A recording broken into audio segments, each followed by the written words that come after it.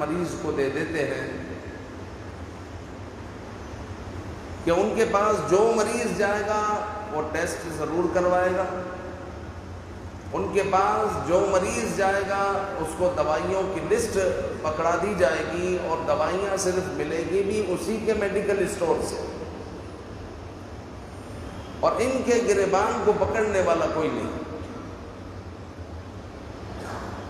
اچھا، بعض ڈاکٹر ایسے بھی ہیں کہ جو اپنے ارد گرد کسی لیبارٹری کو کھلنے نہیں دیتے، اگر کھلی بھی ہو تو ان کا کوئی واسطہ نہیں ہوتا، وہ باہر کی دوائیاں اگر لکھ کر بھی دیتے ہیں تو کامن۔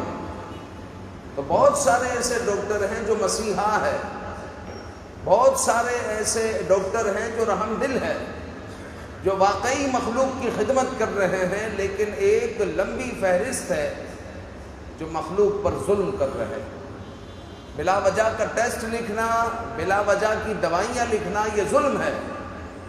ایک بندہ پورے دن میں 800، 1000، 1200 کماتا ہے، گھر پر آیا پتہ چلا کہ بچے کی طبیعت خراب ہے، بچے کو لے کر اسپتال گئے تو ڈاکٹر نے کہا کہ یہ بھی ٹیسٹ کرواؤ، یہ بھی ٹیسٹ کرواؤ، یہ بھی ٹیسٹ کرواؤ۔ جناب علی ٹیسٹ کروایا تو کچھ بھی نہیں، پھر دوائیاں لکھ کر دے دی۔ جناب علی بل کتنا بن گیا؟ 3000، 4000 روپے۔ اب یہ جو 800، 1000 روپے کمانے والا ہے، اس کی کیا کنڈیشن اور کیا حالت ہوگی؟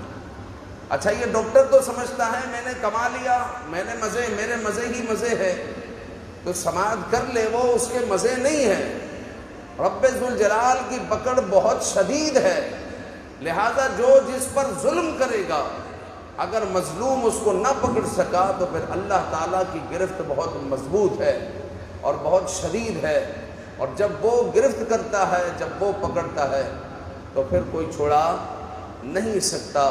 تو خاص طور پر معاشرے کی جو یہ صورت ہے یہ ختم ہونی چاہیے، اور ذمہ داران کو ان کا گریبان بھی پکڑنا چاہیے۔ اسی طرح جو ہے